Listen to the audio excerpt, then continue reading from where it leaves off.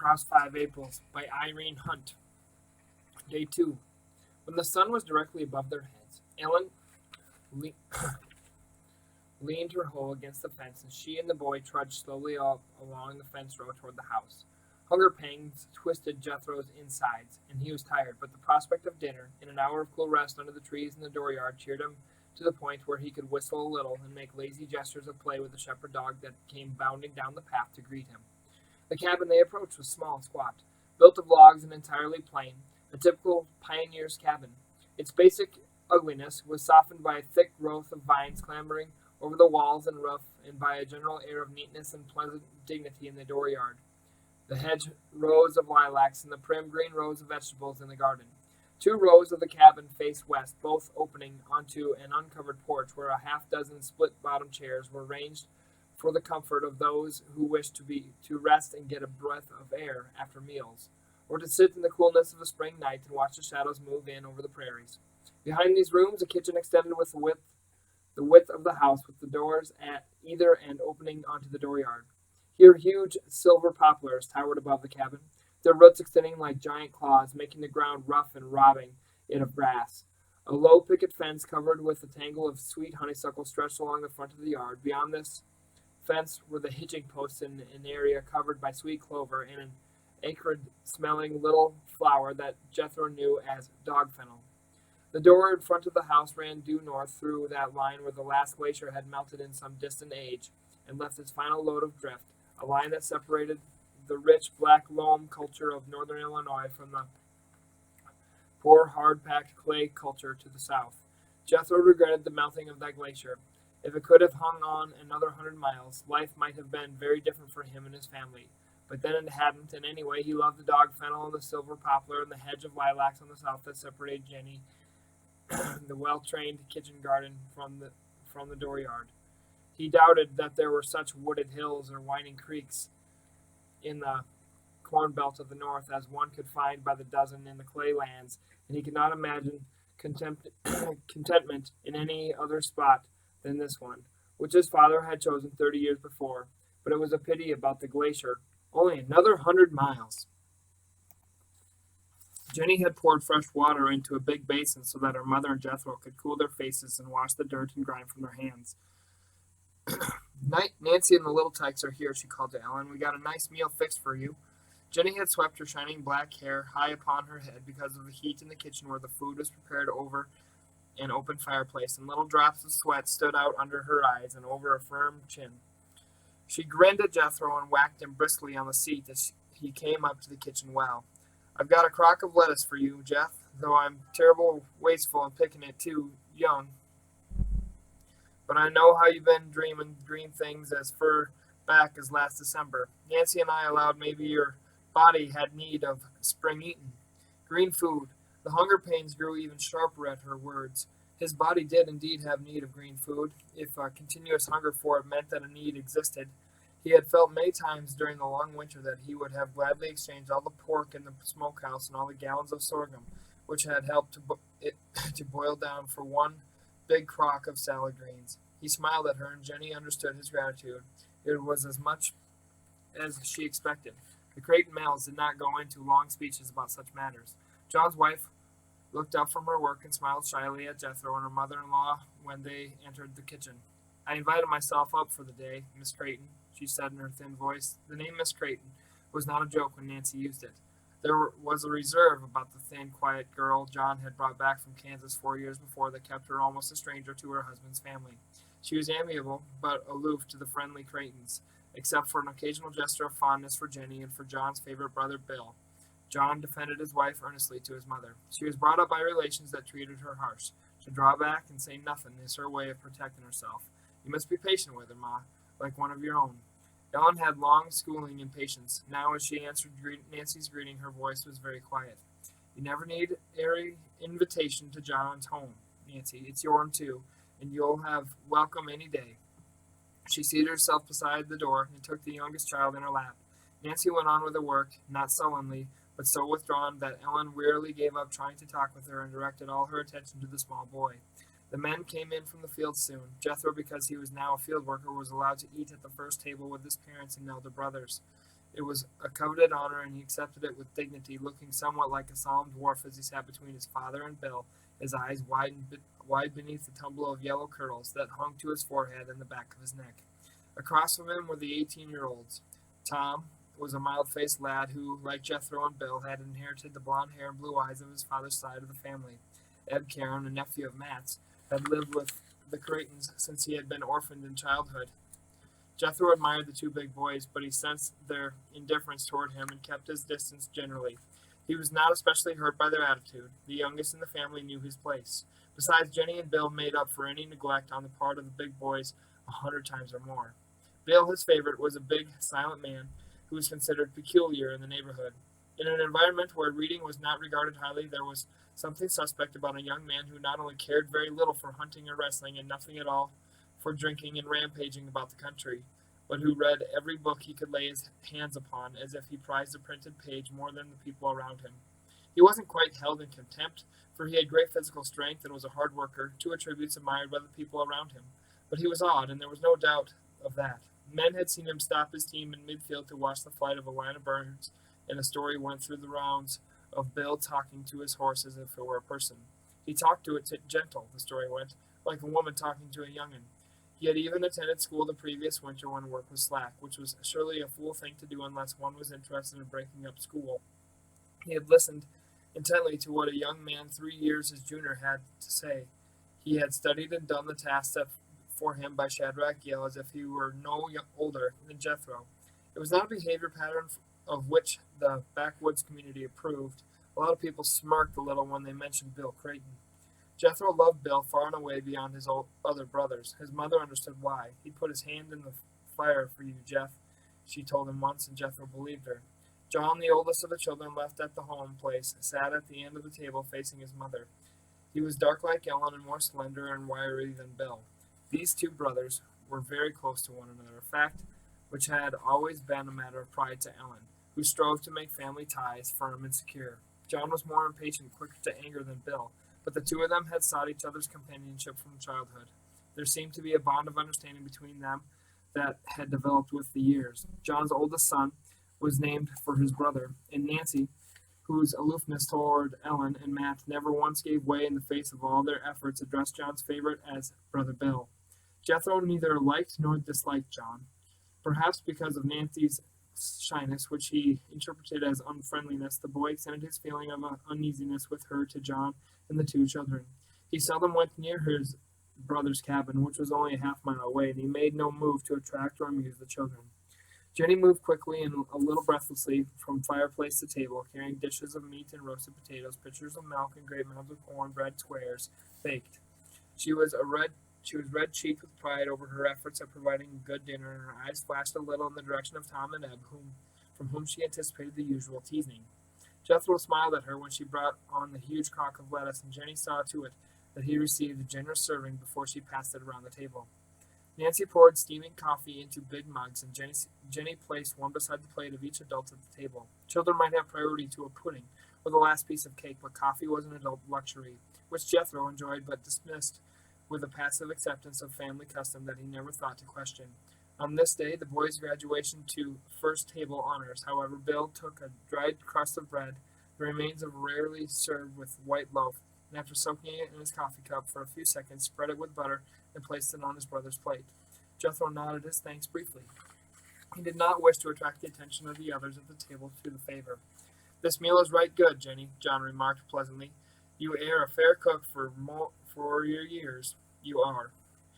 We might ha' had a cake and fixins, though, if Shad had been eatin' with us," Tom said, grinning at his sister, who could hardly hold back the pleased smile that mention of the young schoolmaster elicited. "Can't help but feel might sorry for poor Shad," Eb added solemnly. "Jenny's been feeding him so nice lately he won't be able to say no come to leap year. Jenny is far and away too young to be thinking about Shad or any other young man," her father remarked quietly.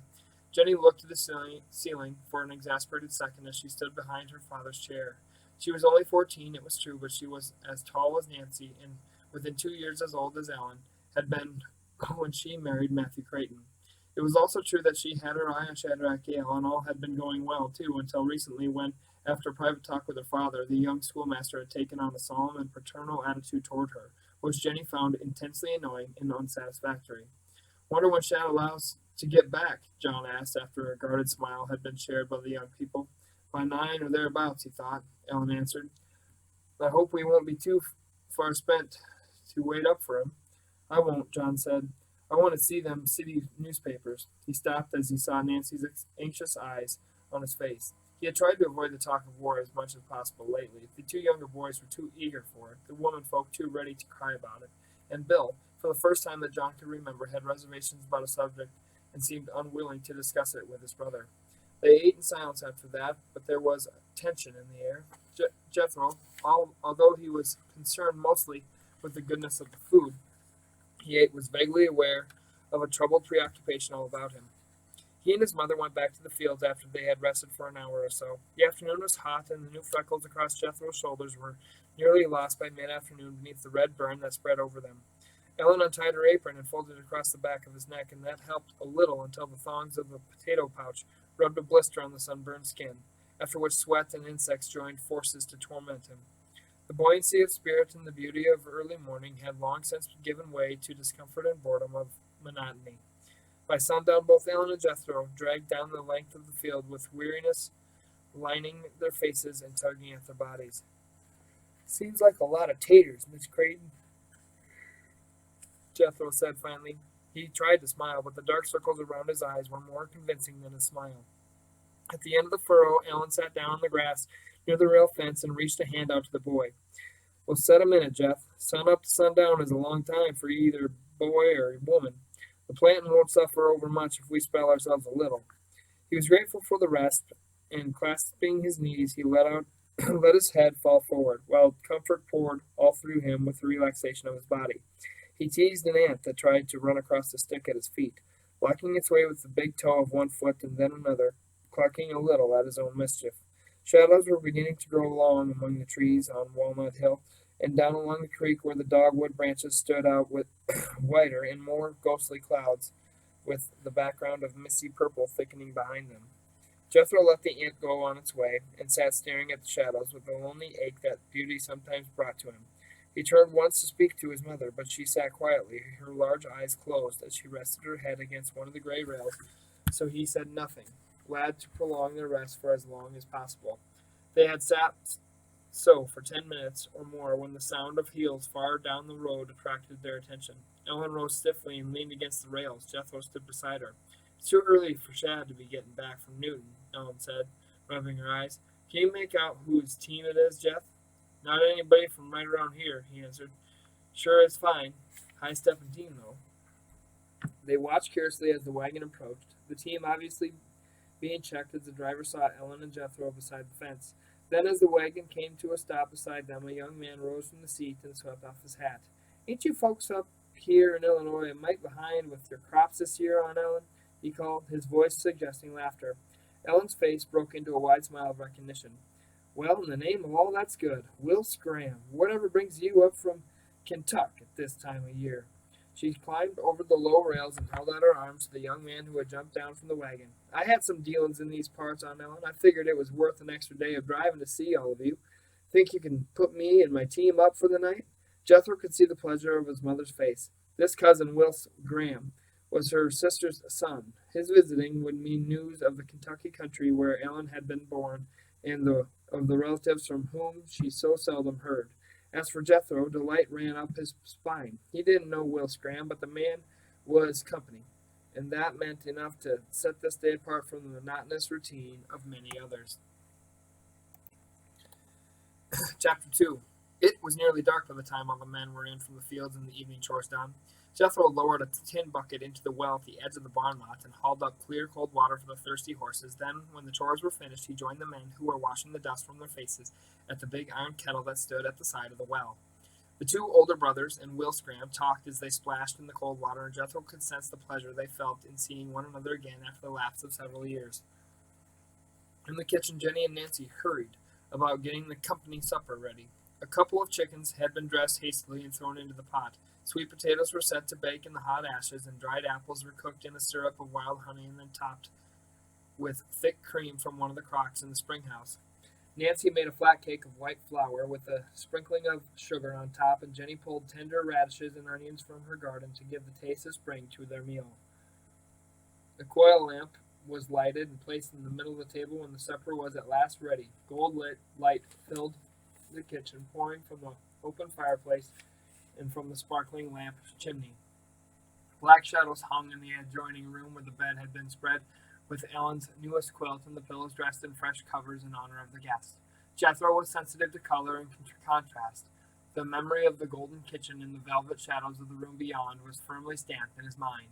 At the table, the talk for a while was of family affairs. There had been a death of someone in Kentucky who was only a name to Jethro, but a name that brought a shadow to his mother's face. There were reports of weddings and births, and of tragedies, and now and then a happy note of good fortune. Then the conversation began to turn. Slowly and inevitably, the troubles of the nation began to move into the crowded little kitchen. Will Kentucky go secess? Will? Matthew Creighton asked finally, his eyes on his plate. Maybe, Uncle Matt, maybe it will. And how will Southern Illinois feel about it in case that happens? No one answered. Wills took a drink of water and then, setting the glass down, twirled it a few times between his thumb and fingers. It will come hard for the river states if Missouri and Kentucky join up with the Confederacy. Old Mississippi won't be the safest place for North shipping down to the Gulf. That's true, Wells. That's in the minds of a lot of us, Matthew said quietly. Bill's eyes were fixed on the yellow light around the lamp chimney. John was studying his cousin's face. As for Southern Illinois, Wills continued, you folks are closer by a lot to the folks in Missouri and Kentucky than you are to the bigwigs up in Chicago and Northern Illinois. You're Southern folks down here. We're from Kentucky, as you well know, Wills. Our roots are in that state. I'd say that 80% of the folks in this part of the country count Missouri or Kentucky or Tennessee as somehow being their own. But this separation, Wills, it won't do. We're a union. Separate, we're just two weakened, puny pieces, each needing the other. We was a weak and puny country 80-odd years ago, when the great-granddaddy of us young'uns got mixed up in a rebel's fight. Since then, we've growed like weeds in the spring, and what's happened? Well, I tell you, half of the country has grown rich, favored by Providence, but still jealous and fearful that the other half is apt to find good fortune too. Face it, Uncle Matt, the North has become arrogant toward the South. The high-tariff industrialists would sooner have the South starve than give an inch that might cost them a penny. Then Helen's voice was hard, timid, and a little tremulous. Farm women didn't enter often into man talk of politics or national affairs. But what about the downtrodden people, Wills? Ain't slavery becoming more of a festering hurt each year? Don't we have to make a move against it? Your own old Abe from this fair state of Illinois is talking about out of both sides of his mouth, for the time being anyway. Wills brought his hand down sharply on the table. What the South wants is the right to live as it sees fit to live without interference, and it can live. Do you think England won't come breaking her neck to help the South in case of war? She ain't going to see her loom starve for cotton because the northern industrialists see fit to butt in on the way of life that the South has found good. Believe me, Uncle Matt, the South can fight for years, if need be, till this boy here is a man growed with boys of his own. Young Tom's face was red with anger, but a warning look from his mother kept him quiet. From the far end of the table, however, John's voice came, strained and a little unnatural. You have hedged Ma's question, Cousin Wills. What about the right and wrong of one man's owning the body, and sometimes it looks as if the soul, too, of another man? Wills hesitated a moment, his eyes on the plate of food which he had barely touched during the last few minutes. I'll say this to you, Cousin John, he said finally. I own a few slaves, and if I stood before my Maker alongside one of them, I have no way to justify the fact that I was master and he was slave. But leaving that final reckoning for the time, let me ask you this. Ain't there been slavery from the beginning of history? Didn't the men that we give honor to, the men that shaped the Constitution of our country, didn't they recognize slavery? Did they see it as a festering hurt? Some of them did, I reckon, John answered gravely. I can't help but believe that some of them must not have been comfortable with them words of a peculiar institution. Well, then, I ask you this. If tomorrow every slave in the South had his freedom and come up north, would your abolitionists get the crocodile tears sloshed out of their eyes so they could take the black man by the hand? Would they say, "We'll see that you get good paying work fitted to what you're able to do. We'll see that you're well housed and clothed. We want you to come to our churches and your children to come to our schools. Why, we dang near forget the difference in the colors of our skins because we are so almighty full of brotherly love." Would it be like that in your northern cities, Cousin John? It ain't like that for the masses of white people in our northern cities, nor in the southern cities either. And yet there ain't a white man, lean-bellied and hopeless as so many of them are, that would change lots with a slave belonging to the kindest master in the South. Then Bill spoke for the first time, his eyes still on the yellow light of the lamp. "Slavery, I hate it, but it is with us, and them that should suffer for the evil they brought to our shores are long dead. What I want us to answer in this year of 1861 is this, John. Does the trouble over slavery come because men's hearts is pure above the Mason-Dixon line, or does slavery throw a shadow over greed and keep that greed from showing up quite so bare and ugly?"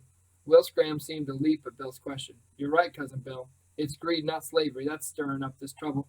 And as for human goodness, men's hearts is just as black today as in Roman times when they nailed slaves to crosses by 100 and left them there to point up a lesson." Matt Creighton shook his head. "Human nature ain't any better one-sided of a political line than the other. We all know that, but human nature, the all-over picture of it, is better than it was 1,000, 500, even 100 years ago. There is an awakening inside of us of human decency and responsibility. If I didn't believe that, I wouldn't grieve for the children I've buried. I wouldn't look forward to the manhood of this youngest little one." Jethro felt as if he were bursting with a tumult inside him. The thought of war had given him a secret delight only a matter of hours before. It had meant something of the same kind of joy he had known while watching the young men race their horses up and down the road past the cabin on a Sunday afternoon. Or it had meant the kind of excitement that was half terror when, in the early days of the school term, he had watched Shadrach Yale fight a local bully who was trying to break up classes. Jethro had been half beside himself as he watched the young master feint and parry and finally kick his opponent flat on the frozen ground of the schoolyard. For weeks after that, Jethro had practiced secretly at punching an old horse collar, a sack of oats, anything, even the thin air. He had felt his face grow hot with fury as he battered at his imaginary assailant, and he had felt strong and satisfied afterward, as if the fight had sparked some inner reservoir of well-being. War, he had thought, must give men that same feeling of strength and fulfillment. He had sympathized with Tom and Eb, and he had been angered at his father's command for silence when they grew loud and vehement in their demands for war. Suddenly, he was deeply troubled. He grew up toward an understanding of something that was far beyond the excitement of guns and shouting men, but he could not find words to define what he felt, and that lack left him in a turmoil of frustration. He wanted to weep, but one endured a lot before he disgraced himself in that way. He closed his eyes for a second and swayed a little on his chair. Jenny was at his shoulder then, pouring milk into a tin cup beside his plate, resting her hand firmly on his arm. He leaned against her for a second and was comforted. Will Scram was speaking again when the din in Jethro's ears had subsided enough for him to listen. "And for every time that you can find for me in the name of slavery, I'll match you an evil name in the name of industrialism. The South asks only to be left alone." "Only to be left alone to carry slavery into every new territory," John interrupted harshly, "to spread the shame of this land till democracy gets to be a word that only hypocrites can stomach." Bill turned toward his brother. "And must I have the John Browns and the William Lloyd Garrisons and the Charles Sumners for teachers? We are from the South, John. Would we want men of their kind telling us how we must live?" John did not answer. The two brothers looked at one another steadily for long seconds. It was as if they had forgotten all the others at the table, and that each was searching for the other's face with some pressing need. Tom and Eb squirmed uncomfortably. Will Scram crumbled a piece of bread. Then Ellen spoke. Her voice was no longer tremulous. It carried the authoritative note sharpened by long years of mothering in a large family. "There will be enough, boys. There will be no more talk of war or the troubles leading to war at this table tonight. The rest of our meal we will eat as a family that respects one another and honors our company." Will Scram touched his aunt's hand. "I ask your pardon, Aunt Helen. It's been days that I've looked forward to having a meal with you, and here I've lost myself in talk that gets me worked up in a louder voice. I didn't mean for this to happen. I didn't, and that's a fact." She smiled at him, gentleness replacing the stern expression in her eyes. "You are as welcome here, as much loved as you was a lad, Wills. I know that all of us is troubled and are feeling Feelings are running high, but for a while here at the table, let's steer away from hard talk." And so the conversation veered again, awkward and constrained for a while, but it skirted all reference to the troubles of the day. When they finished eating, they rose and went outside to sit in the doorway where a soft breeze gave them comfort after the heat of the kitchen. John and Nancy gathered up their two sleepy children and started home. Out on the open road, John turned to call that he'd be back later to hear what news might be in papers Shadrach would be bringing from town. In kitchen, Jenny patiently turned to the work of clearing up the supper dishes. Ellen would have helped her, but Bill took his mother by the shoulders and gently pushed her toward the door. "You go along, Miss Creighton," he said. "Get yourself a little rest. I'll give Jenny a hand tonight, seeing that she's treated us all so fine today." Out in the dooryard, the conversation continued to be mild. Exhausted, Jethro curled up beside his father and dove into a silent world of sleep.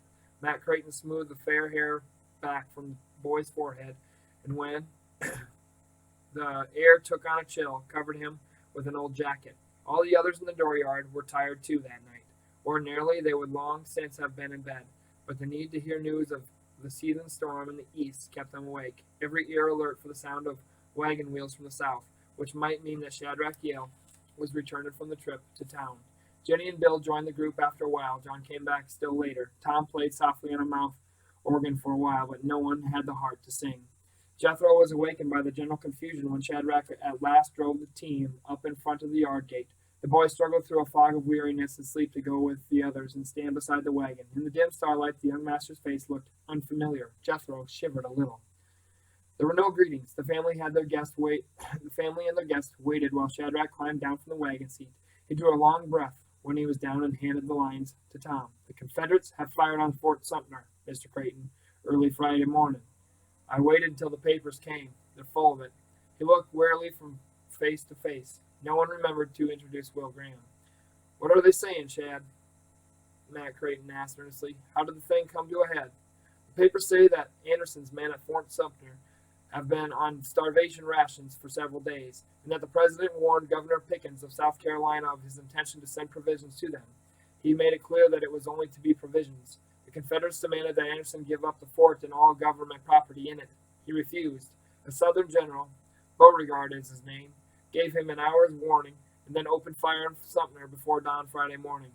And Anderson held out for more than 30 hours, then surrendered the fort Saturday afternoon." "You mean our man gave in?" Tom exclaimed incredulously. Shadrach passed his hand over his eyes wearily. "What else could he do? Hungry men can't hold out long. They hadn't eaten since Thursday night. More than that, the inside of the fort was in flames. They had to wrap wet clothes over their faces to keep from suffocating." "Was there lots of boys bad hurt, Shad?" Ellen asked in a tight voice. "It's hard to believe, but the papers say that no one was killed in the fighting. They say, too, that hundreds of people climbed up on rooftops to watch the fight, as if it was a circus of some kind. And when Anderson's men marched out, the spectators cheered them, cannon shells for 34 hours, and then cheers when it was over." "They can keep the cheers," Karen said angrily. "I know what I'm going to do. I'm going to get into this war just as quick as I can make it." He glanced defiantly from his uncle to Will Scram, but nobody responded to him. "There's strong feeling throughout the country," Shadrach continued, "to open fire because provisions are being brought to hungry men. Mister, I'd like to get a word in right here." Will Scram's voice was strident with anger. "This is exactly what old Abe's been waiting for. Just exactly what he wanted. He's worked it so the Confederates would fire the first round, and he's fixed it so they'd fire on hungry men. Well, fine. Now he can sit back and look pious at the states that has been blowing hot and cold." He tugged at the collar of his shirt as if it choked him. "Somebody ought to telegraph congratulations to him," he added. Tom glanced at his mother and then leapt into the wagon to drive the tired team into the barn lot. Eb joined him hastily. The rest of the group stood for a moment without speaking, staring at one another from mask-like faces. Finally, Jenny walked over to Shadrach's side. "And so now it's war for sure. Is that it, Shad?" He hesitated. "Congress is not in session, Jenny, and only Congress can declare war. Still, Mr. Lincoln has asked for 75,000 volunteers from the militia of all the states."